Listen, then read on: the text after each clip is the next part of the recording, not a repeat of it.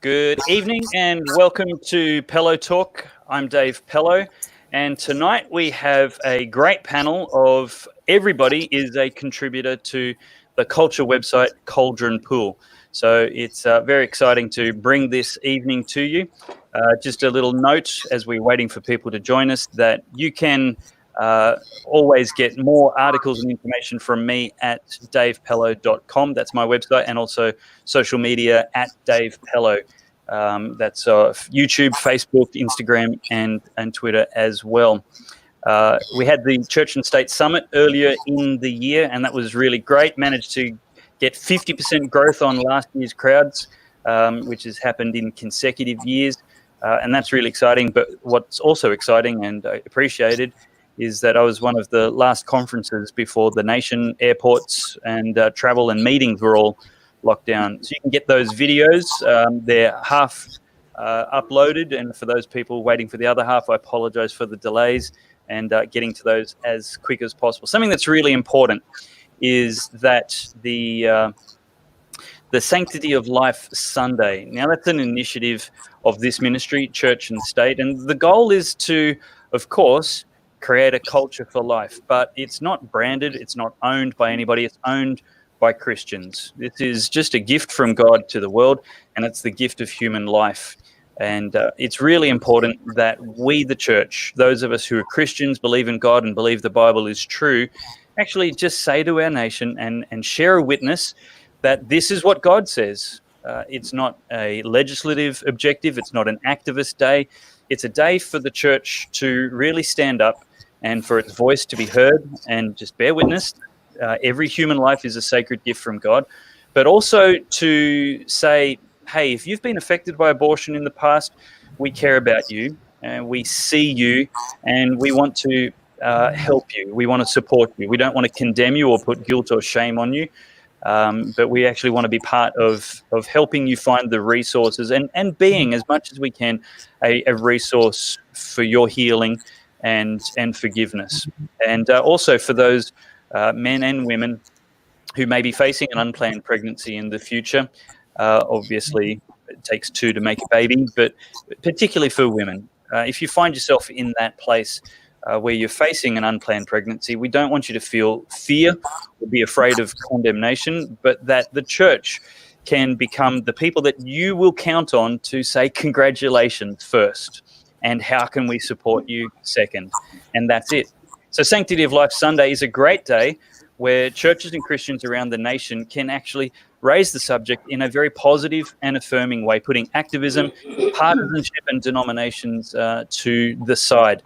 And so if you can help us raise that awareness and celebrate and make this Sanctity of Life Sunday a national day, that would be really great. We can change the culture to the point that one day a future Prime Minister will feel comfortable that he has she has the popularity to make this an official date. Wouldn't that be great? Sanctity of Life Sunday, a national day observed in all spheres around Australia. Well, it's time to introduce the panel, and tonight we have Rod Lampard. Welcome to Pellowe Talk, Rod. Thanks. And Rod describes himself on his Twitter profile as a Minister in Theology BA grad, contributor at Cauldron Pool, somewhat of a guitarist, theologian, husband, and homeschooled dad in constant training. And we also have Mark Powell, no stranger to the Pellowe Talk Live audience. And Mark describes himself on Twitter as just some bloke. And next we have an introduction to make, Evelyn Rae, writer at Cauldron Pool, on Facebook known as Girl Rising Above the Noise. And she has a verse on her Twitter profile that says, "Behold, I'm sending you out as sheep in the midst of wolves." Welcome to Pellowe Talk, Eve. Is it Eve or Thank Evelyn? you. Do you mind, Eve? Whatever suits you. It's fine. Eve's nice and easy. And do you feel like a sheep sent out in the midst of wolves on Twitter? Oh, very much so. I think today is a clear reflection of that. Yeah, indeed. We'll jump onto that real quickly. And my favourite, apologies to everybody else, James Macpherson. But everybody else probably shares that as well. James has on his Twitter profile, musings on culture, opinions on mine, and don't reflect any organisation I work for. Retweets are not necessarily endorsements. Is that about right? Yeah, just, got to be careful. Well, I'm actually pretty keen, Eve, to jump in and have a look at the pylon that you experienced in the last 24 hours, which is now missing, but you can still tell us all about it. So this recent tweet from you this morning, to everyone who reported my tweets for saying the driver had criminal history, that I couldn't have obtained photographs from the scene, and who dismissed my comments and about the complexities of this matter, shame on you. There's more to come out as well. I tweeted actually somebody who replied to one of your replacement tweets. The opinion 13 hours ago that it was not the Porsche driver's fault. The cops didn't pull him over in a safe place. He was just a poor driver caught up in incompetence. Yes. Well, that was a poorly considered tweet from the start. I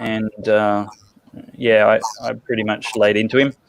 But Eve, tell us, why don't you, obviously everybody should have heard the news by now, but just summarise it in 30 seconds. What was this about? Last night it sort of broke last night that there were it came out initially that there were 3 police officers that were killed on duty, and then it later came out that there were 4. And I received information about that, and once I heard about it, I tweeted about it straight away, and that's sort of what began the onslaught of. And what did you tweet?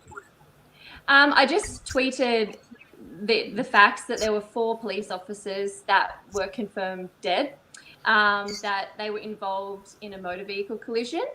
I supplied some footage from the 21st of March with the vehicle in question that was pulled over, that it showed the vehicle driving at ridiculous speeds down a highway. And then it followed on from that, basically that the driver of the Porsche was known to police, that they had a criminal history, and that there was more to it. And so, yeah. And you had this from sources you trust, is that right? Yeah, that's right. I had several people actually privately message me photographs that the driver of the Porsche had taken at the scene and then uploaded onto his personal Snapchat. Oh dear. So That's disgusting. Yeah, it was not good. And what did Twitter do when people started reporting your tweets? So I got multiple direct messages saying that they're reporting the information as false, that they're going to report me for defamation, and they're contacting the Victorian Police. And one of my tweets came up that it was false information, which was the video from the 21st of March, because I didn't stipulate the date that the video was taken, just that it was the Porsche involved. So, yeah, basically once the video was taken down, the rest of the tweets in my thread they didn't make sense. So after all of the onslaught, I just got rid of the whole thing, and I thought, well, it'll come out eventually, and that's what happened. And since you had to take those tweets down, all the major news outlets were sharing the same video. Yeah, that's right. Yep. Not so false news after all, Twitter. No, not quite, sadly. Yeah, well, obviously it's tragic. I think there's not a reasonable person in the whole of Australia who's not saying that now, and anybody who disagrees is a lowlife that I've got no time for. Are there any other thoughts on any aspect of this story from anybody else on the panel that you'd like to share? I only learned about it earlier this afternoon, so. Right. Yeah. Awesome. I think there's well, two. Oh, sorry. Yeah, go. I was going to say, I think there's like two main points that people are raising. One, that the Porsche driver had no responsibility in what had happened. And two, that the truck driver was unfairly blamed because of the position that the police decided to conduct the stop. So they were some things that I discussed in the thread. I tried to explain some police methodology when it comes to dangerous vehicle stops, how it's different to your ordinary vehicle stop without the other risks tied to it. But yeah, I think that's the two topics that have sort of come out from this, is the whether police should have stopped where they did, and the Porsche driver obviously having no responsibility in any of it, which I disagree with. Yeah, of course. Now, my understanding of police procedure in most states is there's more than one way to do a traffic stop, but these things are bread and butter for police. There's no way they would have been demonstrating incompetence, but the biggest clue that any fair-minded person should have had straight away was that it took 4 police to do this. To assume that was heavy-handedness is ridiculous. The first assumption should be there was some reason for needing backup in this particular traffic stop, and there was serious concerns right away. Serious concerns then says, well, maybe they felt they would have been risking the members of the public if they had have allowed this driver to continue another meter.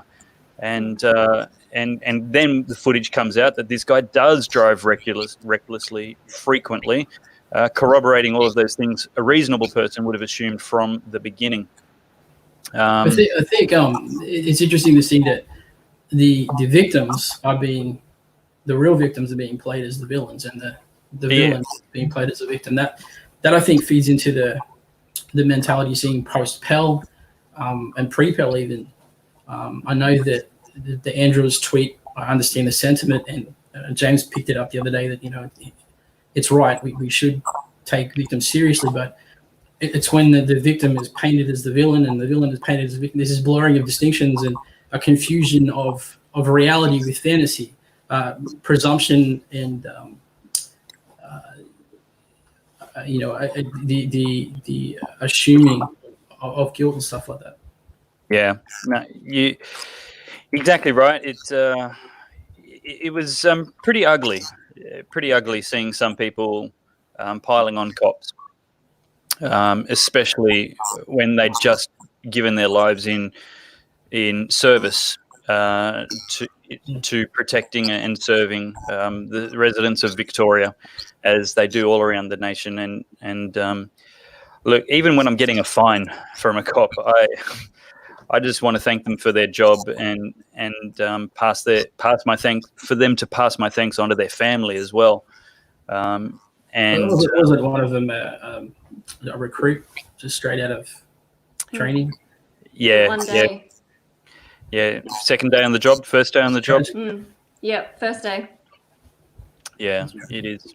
Yeah. Well, if you've got any comments, we would love to see them in the comments, whether you're watching on Facebook or YouTube. We'll see them. If there's a good question or comment in there, we'll pop it on the screen, make you famous for 4.7 seconds, and see if we can weave it into the conversation at all. So thanks for watching. Beth Kenny, north of Brisbane, Queensland, first to say g'day. And we've also got James Mackey and Rick B, of course, watching from YouTube, who shares the breaking news that Raelene Castle has resigned from her role at Rugby Australia.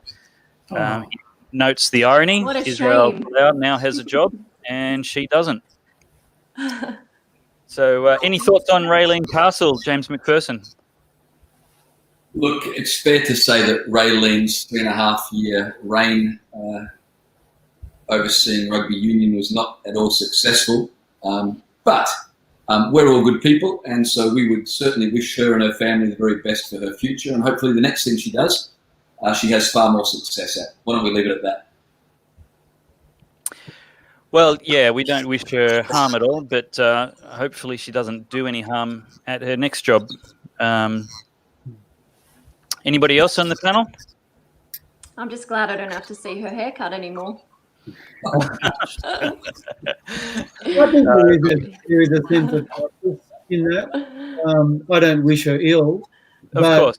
she has, under the banner of tolerance, I think championing some of the most intolerant views in our society. Yeah, I agree. You've got Israel Folau, who I have met a couple of times, and just socially, and he's a terrific bloke. One of the most gentle and gracious men I've ever met.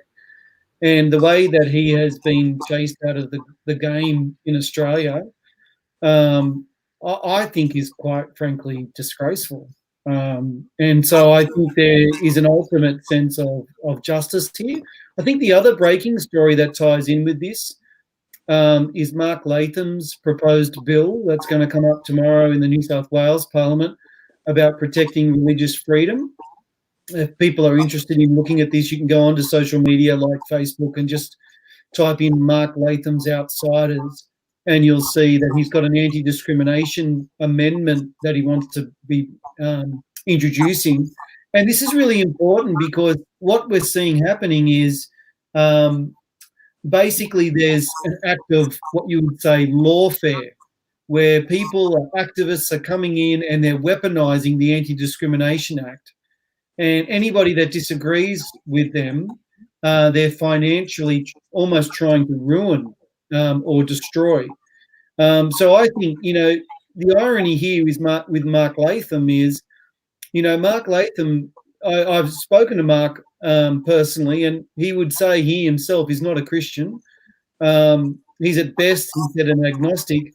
And what a strange world we live in when an agnostic a politician is defending religious freedom in the New South Wales Parliament. What a strange world we live in. Let's have a look at her statement. In a statement released to the ABC 7:30 report, Castle explained her decision.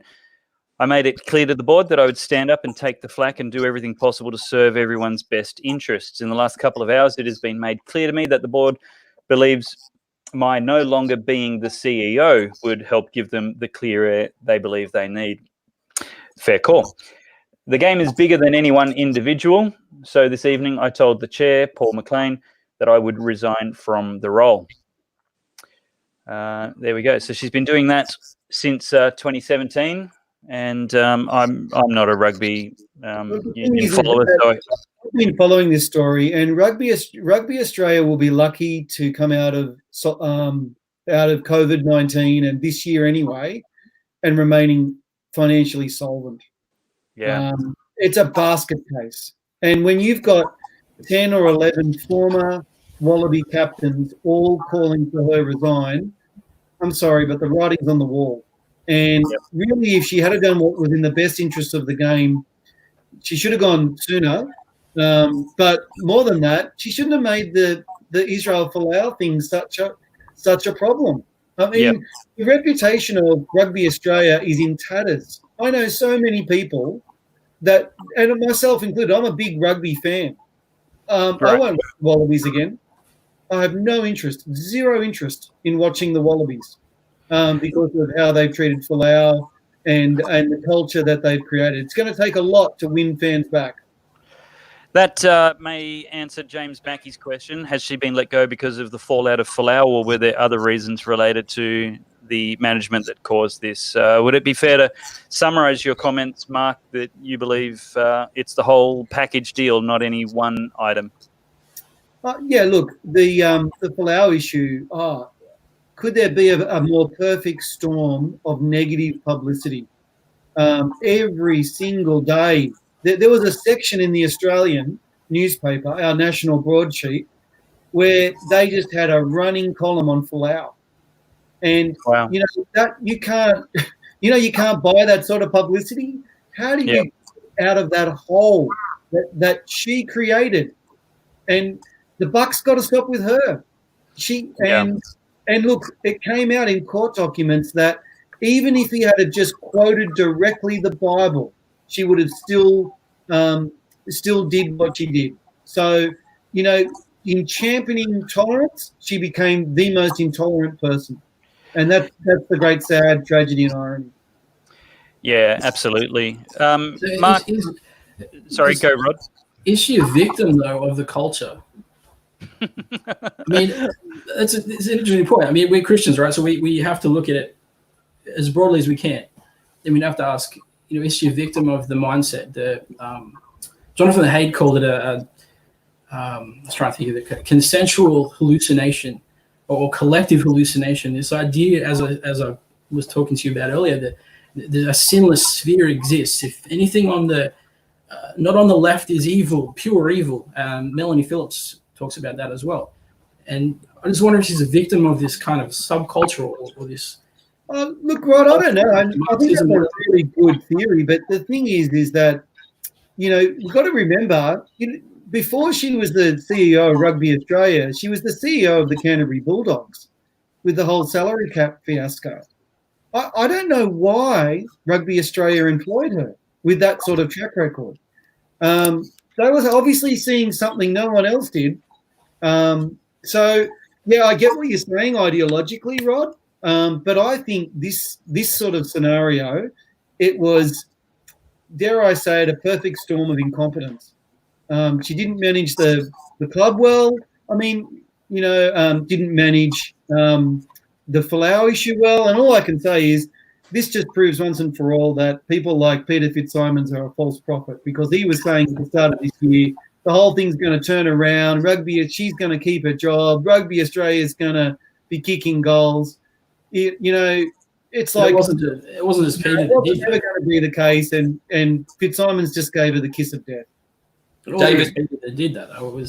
You had a range of stuff that people out there speaking. And John Dixon, you had others who were backing her not the whole way, but there was voices even within the Christian community were like Israel is evil or Israel has sinned or Israel has done the wrong thing, and I just don't know how it can be justified when you're looking at the overall issue is freedom of speech, freedom of expression, and we can talk about limitations and how freedom exists in limitation, and how we need to have those kinds of guidelines and what defines what. But at the end of the day, the issue with Israel Folau and Raelene Castle was freedom of speech, freedom of expression, the ability. It was a personal Instagram post. It was nothing to do with Australian Rugby League. It had nothing to do with the sport.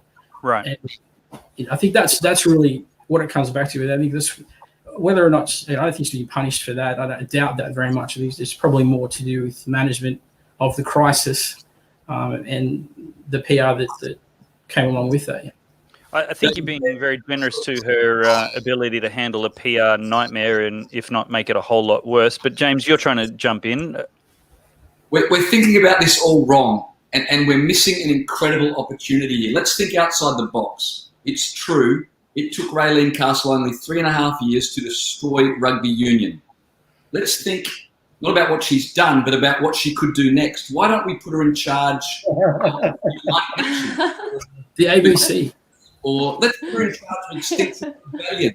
Let's put her in charge of, there's a lot of things I think that she would be perfect to run next. James, the Victorian justice system.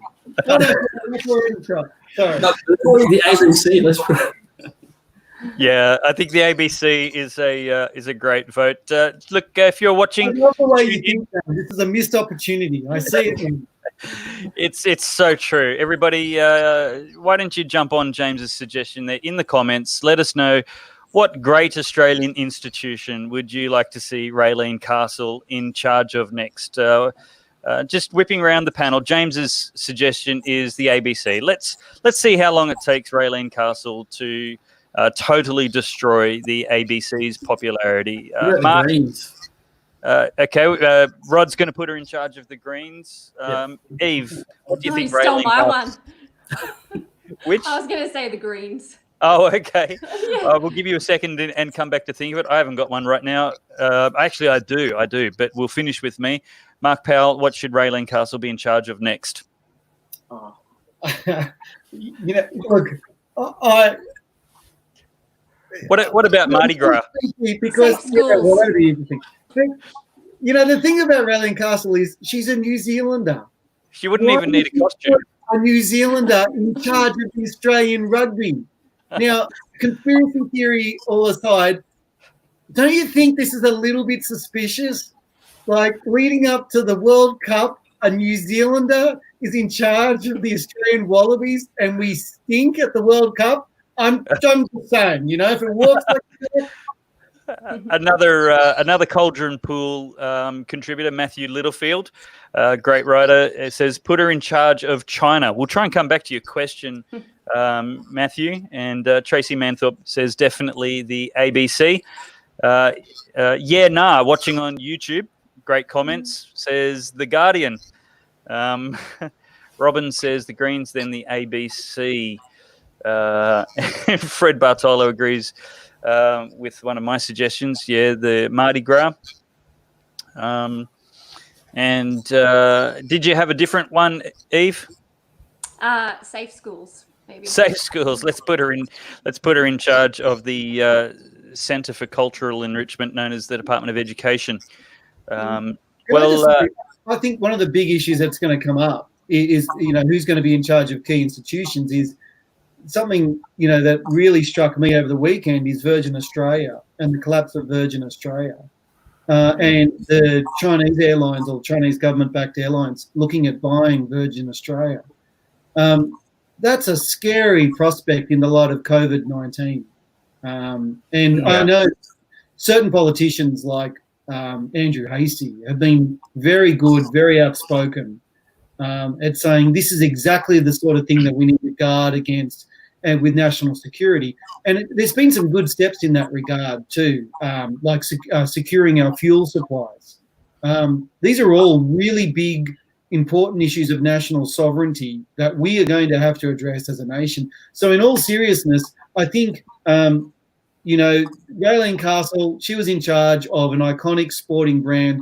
Sport, look, while a lot of Christians, while a lot of people in Australia worship sport, it'll come and it'll go. But there's going to be some very serious economic challenges coming into the future, which we're going to have to face as a nation. Yeah. Robbie Vehelyi. Sorry, Robbie. It's my Australian language filter. Clean Energy Finance Corporation. All right, so let's have a look at. Sorry, I got the camera stuck on you, Mark. It's very handsome, but just to be a little bit more. Where was that question from? Matthew, I've lost your question. But anyway, he was asking. There we go. Freedom of speech was actually ever. Can freedom of speech ever actually exist, or is it just something we like the idea of, but there will always be boundaries in any culture? Well, one of the things I want to start by contributing to that is the note that I made recently in some other social media chats that Benjamin Franklin was an advocate of freedom of speech, and the question was how much of an advocate was he? Was he a complete libertarian to the point of almost being anarchist? And the fact is, he actually advocated also, along with freedom of speech, for libel laws, for strong libel laws, meaning the ability to insult and damage someone else's reputation should not be unlimited and unfettered. Ben Franklin was, not a stupid guy.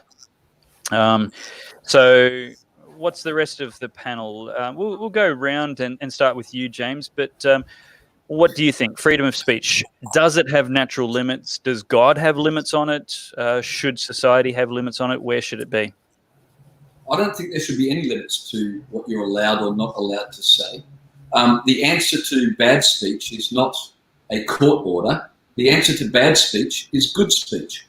And up until very recently, we've been allowed to say whatever we've wanted in this country. It's only very recently that the law has been used to shut people up. But in answer to your question, as soon as you say, I agree with freedom of speech, but you don't agree with freedom of speech. So I don't think there should be limits, with the proviso, of course, that to incite violence against other people is always wrong. But that's less about freedom of speech. That's something else altogether. But as I said, the answer to bad speech is good speech. Eve, what do you think? Should there be no limits on freedom of speech? Is a limitation on incitement to violence one of the buts that James said doesn't mean you have freedom of speech? I think that if the words are going to be followed through and you can prove that, for example, a politician being threatened that his life's going to be taken and somebody says it to him, and then you find evidence that it was going to be followed through, whether they had made a plan, that's that grey area. But in terms of speech, I think you've got to ask the question of, who defines what standard should be allowed. And I think once you start getting too much into those grey areas, the but, as that we were just talking about, gets too tricky. I think that, I'm more on the position of free speech should be allowed, but there are those areas when it comes to violence. If somebody threatens and you can prove that the threat was going to be real and followed through, then maybe that is the difference. Yeah. As the lady on the panel tonight, what do you think about this question from YouTube? Is harassment a form of violence? No, I don't think so. Do you want to enlarge on that at all? How would you describe acceptable harassment or unacceptable harassment?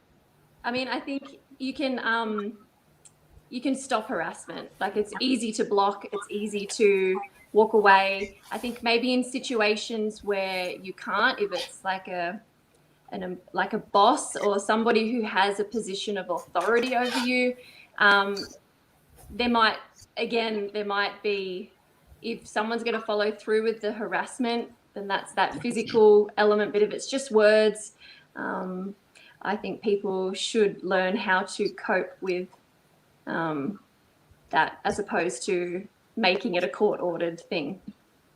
What are your thoughts, Rod? Is harassment actual violence? No, I don't think so. I think words have power.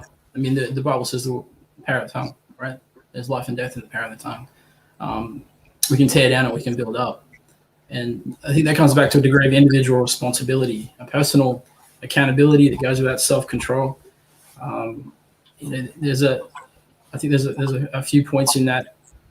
To be able to speak freely means that you can counter abuse, you can counter harassment, and have the ability to do that without repercussions. The litigious culture that we have, I think, just benefits lawyers, bankers, and bureaucrats. I don't think it serves the people at all. So freedom of speech, I think we need to have open discussion, open forums, the public forum. I mean, it kind of comes back into this issue of something. Gina Elstein, she was a feminist political scientist in the US, passed away in 2013. She wrote this book on democracy. He basically said democracy on trial. Will democracy and can democracy outlive what it allows? And it's a pretty good question, because you have a look at, she brings in, following up from that, she's a lecturer, and she talked about Nathaniel Hawthorne's Celestial Railroad and Pilgrim's Progress, and she kind of put the two together and said that the progressive tendency is to jump on that railroad and buy into Smith to smooth it away, and you end up with this safe space and this culture that coddles, as Jonathan Haidt says, is the coddling of the American mind, and this idea of the words need to be softened, or they need to be changed. Definitions need to be blurred, or distinctions need to be blurred. Definitions need to be changed, or redefining things so that people can cope with harsh words or criticism. That as Haidt says, that goes against cognitive behavioral therapy, which you have in that is catastrophizing, and you have negative preempting, all these things that come into play. So negative self-talk, for example, stuff like that. If you have these bubbles of where people are protected from ideas and words, you end up with immature people. You don't have immature arguments. And again, you have that kind of one-sided aspect of things where you have an institution that bans, say, Huckleberry Finn for using the pejorative for African American. When I've taught my kids, we've gone through that book, and I taught my kids to replace that word when they're reading it. To understand that word is unacceptable, but to replace that with African American, and even to understand why that word is being used in that way. In the root word where that word comes from, like Nigeria, for example, in Nigeria, in Latin is black. I mean, and so you have this kind of play on that, and then when they come into contact with something like rap music, and this comes into the whole freedom of speech thing. I actually just want to come to Mark and ask him about this comment from Robin. Maybe harassment for people very depressed could cause harm or possible suicide. I don't think any of us would want to see a situation where somebody could do something that was harmful to somebody else. That really is one of the purposes of government, to protect its citizens from other people. But then you have claims, Mark, which are often made against advocates for a traditional conservative sexual ethic, that such a position is causing harm to people who feel same-sex attracted or other kinds of gender or sexual confusion. Where exactly would the free speech line be? Yeah, look, that's a really good question. I actually did a lot of research on this about a year or so ago, because that's the line that a lot of LGBTI activists use, and transgender, gay marriage, all that sort of thing, to say that if you disagree with somebody that's LGBTI, then they will become depressed and they'll commit suicide. But the problem with that is that it infantiles the person, and it sort of actually, that narrative actually is damaging in and of itself. It's saying that an LGBTI person is so weak in and of themselves that they can't handle criticism, and so that they will, by the nature of their disposition, become depressed and then cause self-harm. That narrative, that story, is very effective politically, but it's very damaging to individuals psychologically. So I think it's really, really important that we, like as Christians, we speak the truth in love, like it says in Ephesians 4:29, not to let any unwholesome talk come out of our mouths, but only what is useful for building each other up. So speech is very, very important. But, I think it was Matthew Littlefield that asked a very insightful question at the start, and that is, can speech in an absolute sense be entirely free? And while I agree with James, the answer to bad speech is not to ban it, but to have better speech. In effect, to have more speech, right?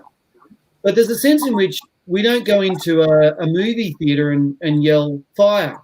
There is limits to our speech, which is about controlled by love. So there's obviously got to be boundaries, but it's interesting and it's important, and this is a much bigger topic, which I'm only on the tip of the iceberg of, and that is how speech has been weaponized in an Orwellian type of way to change the meaning of words.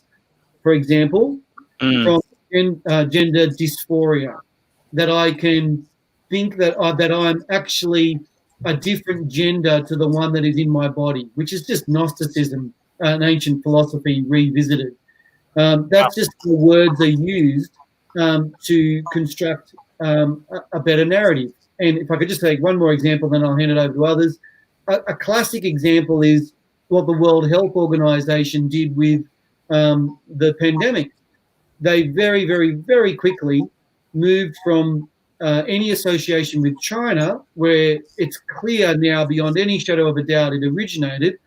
They moved it away from calling it the Wuhan virus to COVID-19 or the coronavirus. Yeah, which is more generic, and that's how words are used. And in a more insidious form, how words are often weaponized to promote a certain political agenda.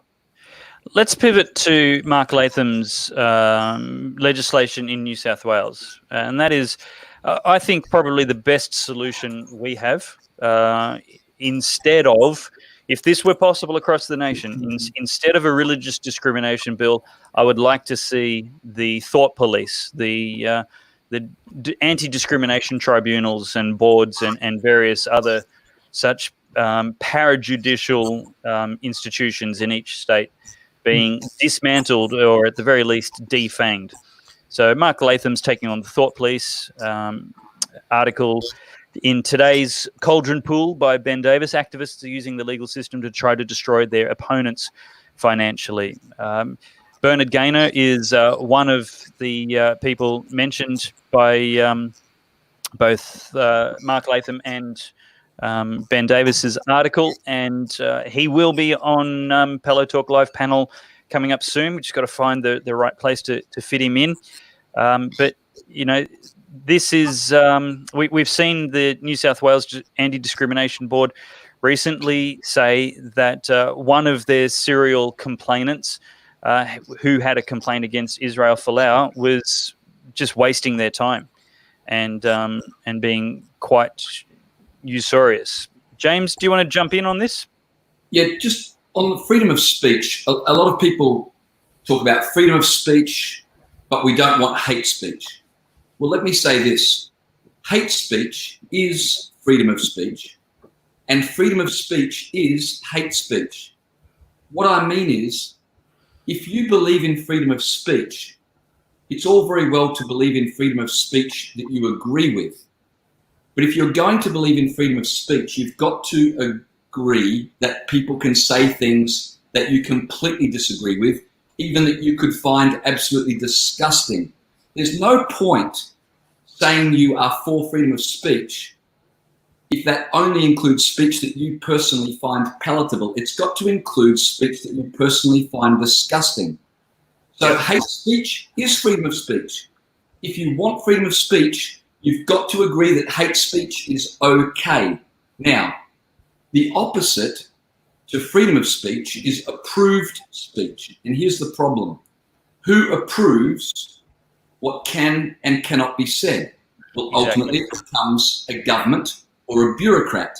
So now you get freedom of speech becomes approved speech, which really ends up speech approved by the most powerful people in the culture.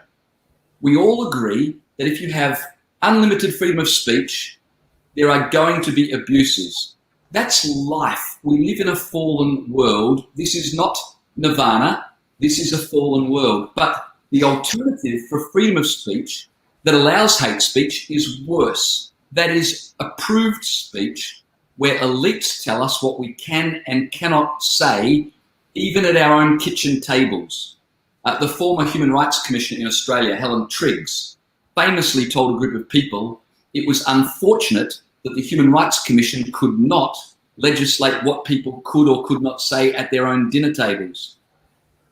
It's frightening to think there are certain people in our country, elites, who would love that kind of power. That is far worse than hate speech. And so there's no perfect system here, but you've got to make a choice. Do you want hate speech, but at least we're able to say what we really think? Or do you want approved speech where a group of elites, according to their moral system, tell us what we can and cannot say? I think it's a pretty easy decision. I want hate speech because that is the lesser evil than approved speech. Well, Bernard Gaynor in this article told Cauldron Pool that the Anti-Discrimination Board is a totalitarian, state-funded activist organisation that is hell-bent on using the coercive power of the state to silence mainstream conservative opinion, which would be opinions like the ones we're sharing tonight. He added, these types of thought police should have no place in Australia. Mark Latham said the New South Wales Anti-Discrimination Act needs to be amended because it's being exploited by activists, just like James was describing, to score political points and financially destroy their opponents. Any words from the rest of the panel on Mark Latham's bill, the anti-discrimination tribunals, and if you want to rope it in, the religious discrimination bill? The only thing I could probably say is that the idea of freedom of speech and the government of what we can say and what we can't say. I think you see that with the Bill Gates and Donald Trump, right? You have you can criticize Donald Trump all you like, but you show some suspicion or practice buyer beware with Bill Gates, and suddenly you're a conspiracy theorist or a right-wing nut job. It doesn't gel. Like the New York Times were put out this hit piece on people who were criticizing Bill Gates or suspicious of him, and it was kind of ironic because since 2016 they've been saying, "Hey, everybody beware of Donald Trump. Buyer beware." They've been telling us to practice caveat emptor. That be careful of what's on sale here. And then when we go and take that with COVID-19, or we take that with Bill Gates, and suddenly we can't say that. We're not allowed to practice that anymore. It's a dissonance, I think. And so when you have the government telling us what we can and can't say, you start to have people controlling what the truth is. And then you have the Orwellian 1984 O'Brien telling Winston, how many fingers am I holding up? He says 5, and he says no, wrong, and then zaps him, and ends up with that. The truth is whatever the government says it is. Any other thoughts? Look, a couple of years ago, I flew down to Tasmania to interview Archbishop Julian Porteous, who's the Catholic Archbishop in Hobart. And what a lot of people forget about that situation, a lot of people know that he was brought before the Human Rights Commission because as the Archbishop of his diocese, he put together a booklet, Don't Mess with Marriage, just basically setting out pretty generic, vanilla, historic Christian belief about practice. Anyway, he explained to me, though, that he wasn't brought before the Human Rights Commission down there because the person was offended, and the person had gone out of their way to get the document and then, then taken to the Human Rights Commission. But what a lot of people misunderstand is he wasn't taken before the Human Rights Commission because that person was offended, but because the person told the commission that somebody else might be offended. And then the commission said, yes, you've got a case to answer for. So I think we're very quickly seeing how the public debate is shifting. And I think that the answer is you don't get freedom of speech by defending it. You get freedom of speech by exercising it. So I know Dr. Stephen Chavera, now at Campion College, was at Macquarie Uni. He just often says to me, every Christian he knows is willing to die for Jesus, but very few are willing to look foolish for him. And that's the challenge is, if we want freedom of speech, we've got to exercise it. But, thank God for people like unbelieving politicians like Mark Latham who are willing to stand up in Parliament and defend the rights of religious people, Christians, to exercise their religious freedom. It's a great thing. Yep. Very true, says Matthew Littlefield. Can I just say that on the end of that, what Mark just said, that I think with Scott Morrison's performance in the coronavirus, the sort of issue, that the ways he's running it, things like that. He's done some pretty good things with the travel ban and keeping schools open as much as possible, giving healthcare workers flexibility. And kids stability, they need that kind of thing too. You have that the issue of his ability to inspire us. I wrote an article on that. Wartime requires wartime speeches, and I've seen Morrison speak quite a few times, and it just seems to be to me, he's just losing the battle for national morale. And Mark Latham, as Mark's pointing out, I think has been a lot more inspiring in the way he's backed some things and spoken about some things than Scott Morrison has, which I think is disappointing for Scott, because I think the PM can do better. He's doing a hard job. He's doing well with some areas, but in this particular area, trying to get a hold of the heart and mind of the Australian people, I think he's losing the battle. And I think he'll find it very hard coming out of COVID-19 to maintain that, especially with the welfare that's been rolled out. Although that is temporary, and he's made it emphasise that it is.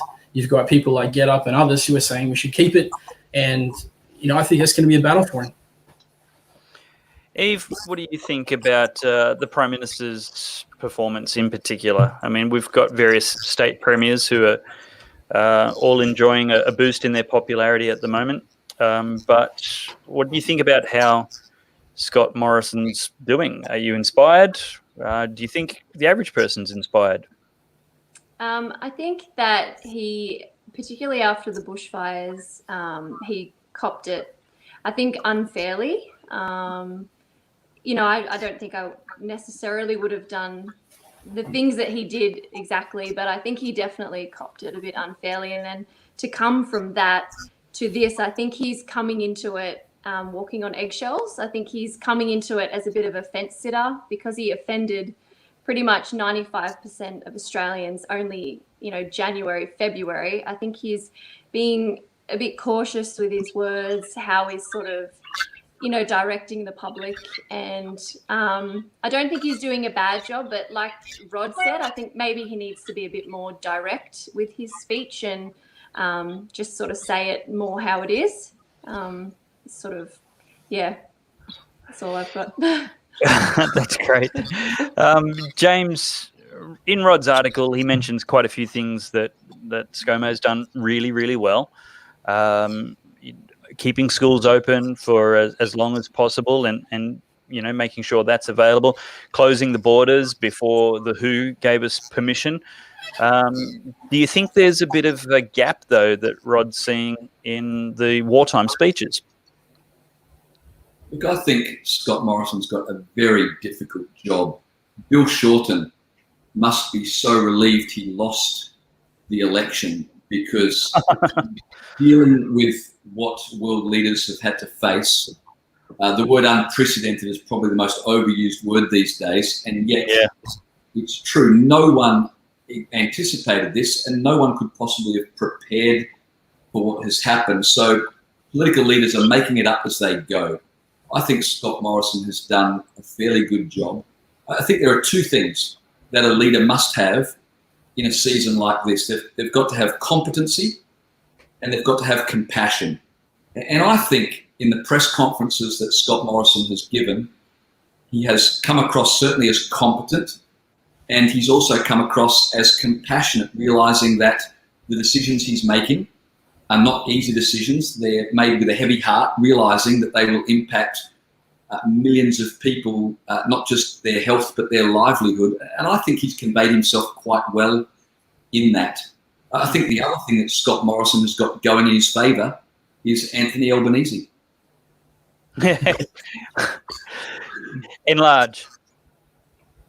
Well, I don't think you need to say more than that. But it's so much more fun if you do.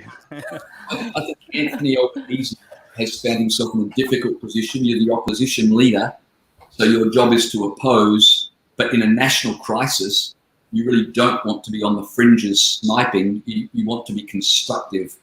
I think Anthony Albanese should be a bit more quiet and just supportive, and he would be given credit for that. I think in the latest news poll, or the last news poll, Scott Morrison was by far the preferred Prime Minister. I think most Australians do credit him for what's happening. But as Rod said, this is only the beginning. That the real test for Scott Morrison is not just managing the lockdown. Anyone can lock the economy down. Opening it up again, that is going to require competence and a great deal of compassion. So that will be the test. Yeah, I'll come back to the rest of the panel in a minute, but think about what I'm just going to chip in here with my opinion. If you were opposition leader, this will be my question to you guys. If you were opposition leader, what would you do differently? And look, I think as opposition leader, this is not the time to be shooting for preferred prime minister polling. That's the wrong objective. I think now is in a national emergency, which has been declared by our leader. Now's the time to do your job. And that means to give criticism or at least valid questions where they're due and to heartily endorse the job being done properly when it's being done properly. Now, I haven't heard a robust enough interrogation on the closure of our parliament. And again, I'll keep using this metaphor. If Kmart can open and do their job safely as an essential business, I don't know why Parliament can't. And in a time when the nation is needing unprecedented scrutiny to examine really unprecedented muting, to use the softest word I can, muting of our freedoms and the most extravagant spending of our money, now is not the time for Parliament to be closing down. If I was opposition leader, I would be criticising that, and I would be looking for solutions. You know, how can we be sensible and smart, not business as usual, but physical distancing and extravagant hygiene? These things can all be done while we do our job. You know, pairing off and having 20 people per side in the big chamber isn't a silly thing to do. It's achievable, and we get to ask the government important questions at a time when they're exercising a large liberality with powers that have been given that. And to reduce that to the national cabinet, I think is not good enough. And I think if I was opposition leader, that's how I would be doing my job. Mark, what would you be doing if you were opposition leader? Yeah, look, I think it's a really great question.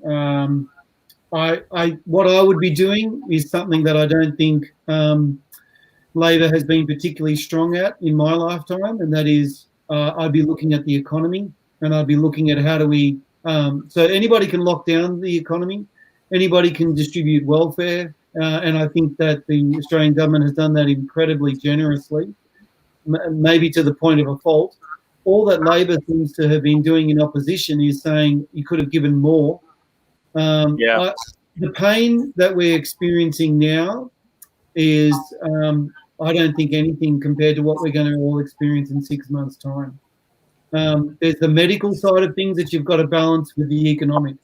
And Australia, it's going to take at least a decade. And I'm not an economist, but everybody's lives has been affected. I just know churches as a microcosm, how many churches and not-for-profit organisations are going to suffer. Everybody I know is feeling the pinch, from those doctors I know that do elective surgery to people that have lost casual employment.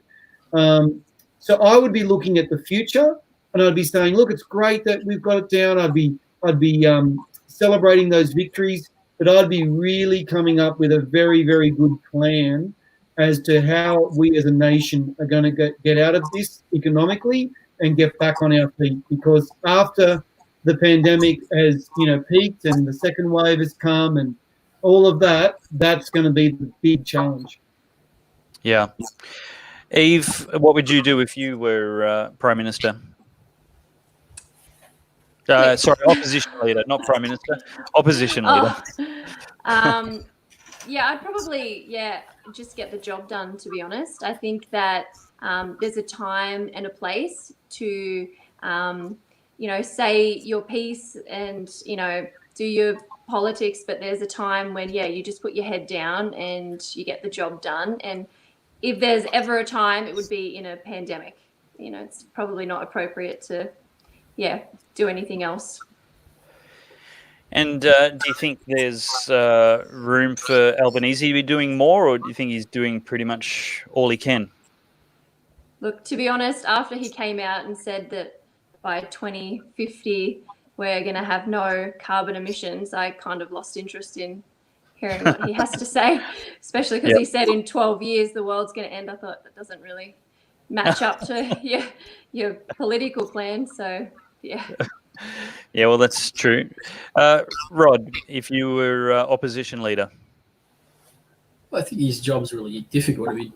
Morrison's doing almost exactly, I think, what Labor would do. And some of Labor's policies, I think he's acting out even without a coronavirus, Labor would probably do that. I mean, as far as the alternative prime minister or opposition leader goes, yeah, I think he's just got to kick back a bit, maybe be a bit more inspirational than Morrison's been, be a bit more nation-focused and uplifting and optimistic. And none of them, I mean, he could get out. One of the things I would do probably is get out and reassure the Australian people about their civil liberties and say, look, we're backing you with this. And I mean, at the moment, as you point out, there's no accountability for these decisions the National Cabinet's making. And there's no debate, no discussion, and that's a real danger. The problem that Anthony Albanese has is that the National Cabinet that Morrison has put together is comprised of a number of Labor state premiers.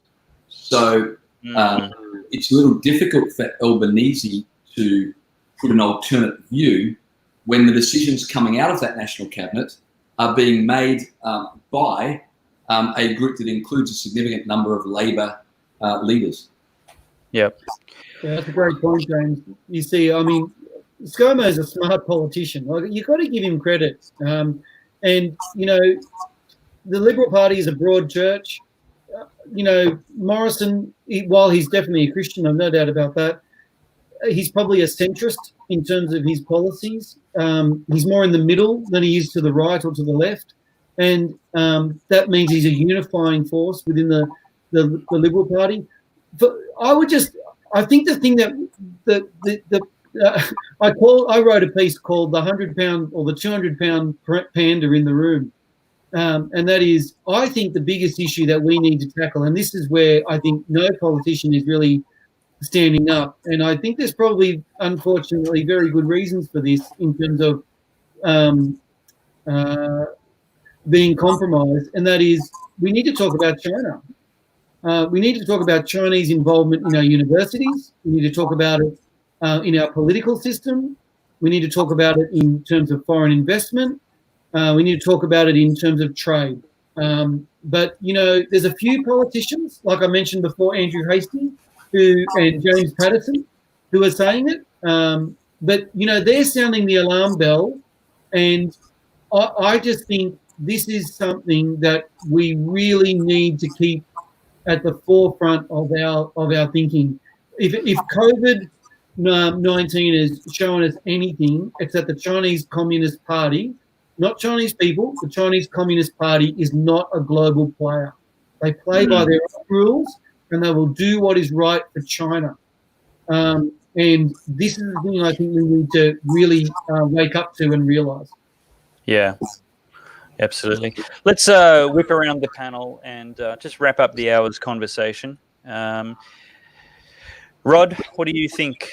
Final thoughts for the evening?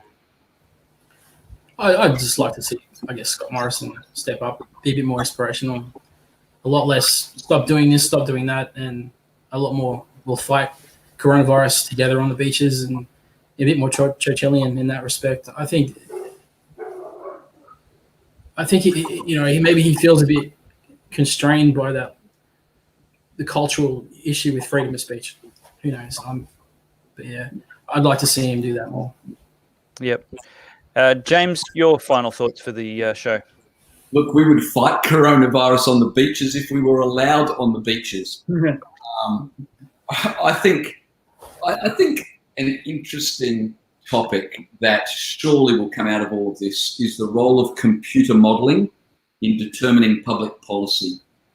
The computer models that climate scientists have used to tell us for the last 10 years that the world would end yesterday have clearly not been right. The computer modelling that's being used to determine public policy response to the coronavirus, the jury's out on it, but I think initially they said there would be 150,000 deaths in Australia.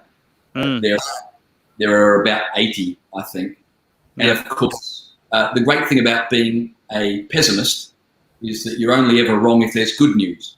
And so you get away with making these outlandishly doom and gloom statements, but there are consequences. And we may well have destroyed our economy and with it many, many lives, all on the basis of computer modelling that's only as good as the numbers put into it. And so I think there's a discussion to be had at some point in the future about how much stock we put in these models, and should computer modelling, where let's be honest, the people who do these things are never held to account. Everybody moves on until the next crisis, when all of these computer modelling come out again to make predictions. It's an interesting discussion as to the role of computer modelling in public policy, and what accountability there is for people who make these predictions and the impact that they have. Yeah. Evelyn Rae, wrap up the hour for us. I think that, if anything, everything that's happened this year has at least, I hope, woken up Australians and people from around the world. I think we have to be mindful that a government that's big enough to give you everything you want is also big enough to take it away. And I think that we have to, we have to consider the repercussions of what the government is doing now. We have to have a look and reassess our freedoms, what we're willing to give up. And I hope, there's a good saying out there that bad times create good men. And I hope that that can at least come from all of this. Yeah. And Rod, your final thoughts for the hour. We need more of this. Trump. Yes.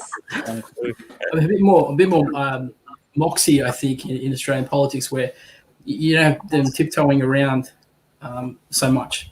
Like I said, a little bit more inspirational. I appreciate they've got a hard job to do, but I think the time right now, we need that boost in morale instead of, like I said, speaking down to us like we're children. Yep. Yeah, very, very true. Well, I want to just remind everybody that 24th of May this year is Sanctity of Life Sunday. It's the Sunday nearest the 26th of May. And on that day, 51 years ago, abortion was legalized for the first time anywhere in Australia. And so Sanctity of Life Sunday is a day all about just bearing witness to the nation without any legislative agenda, without any partisanship or denominational or organization branding or control. It's just a day for all of us, especially those who believe what God says, just to repeat what God says, and that is that life is sacred. Every human life is sacred at every stage and worth defending, from fertilization until natural death. It's a positive, affirmative day, and if you could help spread the word and make this a day that's well known and with a high profile, we have to start somewhere, and we're going to start just with a Facebook advertising campaign. I'm going to put in $10 a day, and if you can contribute anything to that at all, I'd like you to head to paypal.me/church-and-state, and you can head to my website, make donations there, but paypal.me/church-and-state. Make a one-off donation just to chip in some money. You can make a note there for Sanctity of Life Sunday if you like, but all the donations that come through that in the next 3 or 4 weeks will be used just to spread that further and further and further. And we're creating beautiful videos and other internet content, pictures, etc., just to affirm life in a way that doesn't add condemnation or guilt to anyone. It's not about shame. It's about just affirming the beautiful gift that God has given us, and that is human life, which is unique among all other life in that it alone is made in his image. And if you can say, yes, I agree to that, then Sanctity of Life Sunday is for you too. A day just to stand up and defend innocent lives from unjust death. So thank you very much to our panel for joining us tonight. It's been great having the Cauldron Pool special. We'll have to see if we can ring in some more contributors in the future. It's great to have such wonderful minds. Nice trolling. You're looking for Prime Minister Trump, are you, Rod? I was thinking, I mean, I'm not a pro-Trump guy, but like I said, it'd be great to have some inspiration from some of our political leaders. You know what? I'm going to go into overtime right now and dissent with a moment of bad Trump. We have to call it out when it happens. But him seems to be kowtowing to the media to be criticizing one of his governors who is opening up his state again. So, yeah, we got 9 new comments there from a bunch of people. So, Rod, do you think Trump's right to criticize a governor for opening up his state for business at this time? I think he's got a difficult job. I mean, he's damned if he does, damned if he doesn't. You got people protesting in the streets. You got cities who are clashing with the states about what to do and how to do it. There's a stack of confusion out there. I mean, even Boris Johnson said like a week ago, they still don't understand the virus, and yet they're still making decisions and policies that are affecting people's lives in ways that the COVID-19 virus isn't. So, look, I don't know if he's right or wrong with that. Time will tell. But he's a flawed man. But I've always seen him as a guy who's a diamond in the rough. A bit like Scott Morrison, a bit like Anthony Albanese, a bit like most politicians. They have an opportunity right now to step up and really lead, not just for themselves and for their party, but for the people. And I think that's the inspiration of Donald Trump, and I think that's why people are backing him in that regard. So, yep. Yeah, I lived in the States for 4 years, and it's even though they speak English, we share a lot of cultural similarities. They're very different. They would see us as almost socialists in terms of our welfare possibilities. And Scott Morrison, what he's done is a really good job, and credit where credit's due, is, in a lot of American states, they've actually shut down the entire economy, and people are literally, almost under house arrest. They can't go out. Well, in Australia, they've discouraged people from going out, but they haven't shut down every store. So, there's been a bit of give and take there. But if I could just add one thing, and that's what James said before, just to piggyback, it's the modelling of how bad this is, which time will tell whether this was hysteria or whether it was really properly managed.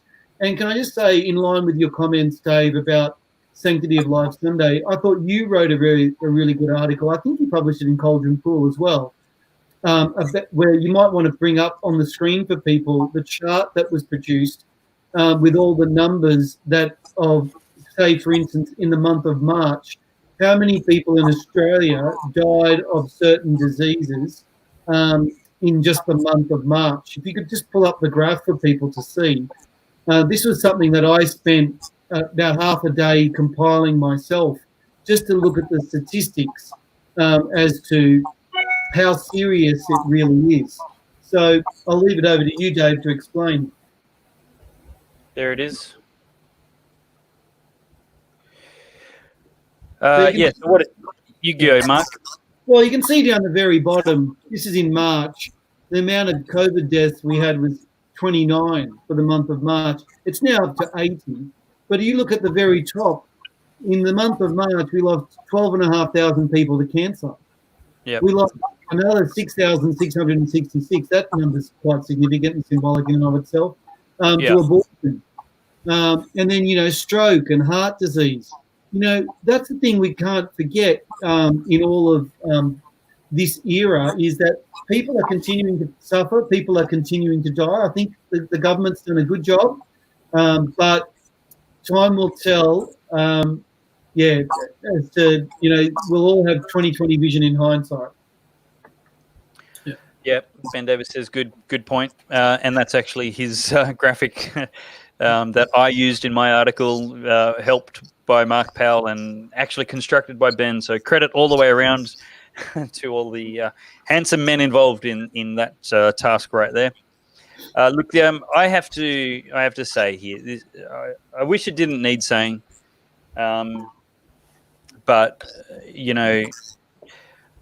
the thing that everybody is saying they're concerned about with COVID-19 is, unlike all of these other ones, nearly all of these other ones, is that allegedly COVID-19 are preventable deaths.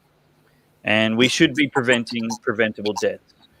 Well, car accidents are just car accidents, although we could prevent them by changing the speed limit.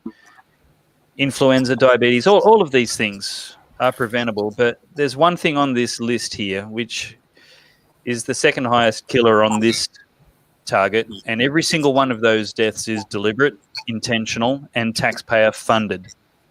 And that's a human rights catastrophe in a culturally Christian, liberal, Western, just democracy. That we are killing nearly 7,000 people a month. Sorry, nearly 7,000 people a month deliberately before they're even born is a travesty of justice. Can I just say in the States, David, too, what people were protesting is they couldn't go to the barber, they couldn't go to church, but Planned Parenthood was open. So they saw getting an abortion is still an essential service. That sort of society, that's and that's in Australia too. That wasn't just America. Marie Stopes, Planned Parenthood's international affiliate here in Australia. Marie goes by the name of Marie Stopes clinics here, and yeah, they were told I believe this. The only reason they might be closed is because they're not getting the PPE priority.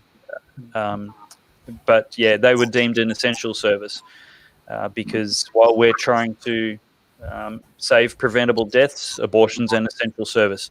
I don't get the irony of that. But yeah, heartbreaking and awful. Well, let's wrap it up. Better late than never. Thanks for those viewers that stuck around for overtime. We kept most of you. And we're going to be trying to aim for Tuesday night next week. And Tuesday night next week is going to be good. We're going to start using the hashtag notQandA. So maybe on Tuesday night, we'll actually raise some of the points that were just shocking the night before on their ABC. So, yeah, thanks for watching, and make sure you follow all of these good people at Cauldron Pool. Cauldron Pool needs subscribers, viewers, sharers, and donors. It's a good website that's made for free, and all of these writers write for free. So keep the website going, and of course, Pellowe Talk is an amazing thing to visit as well. Thanks again for watching. Well, thank you for commenting and sharing, and we'll see you in the next episode. Ben Davis, the boss, says we are the best writers in Australia, and there's no doubt. But so that's awesome fun. All right, guys, we'll end it here, and we will see you next week.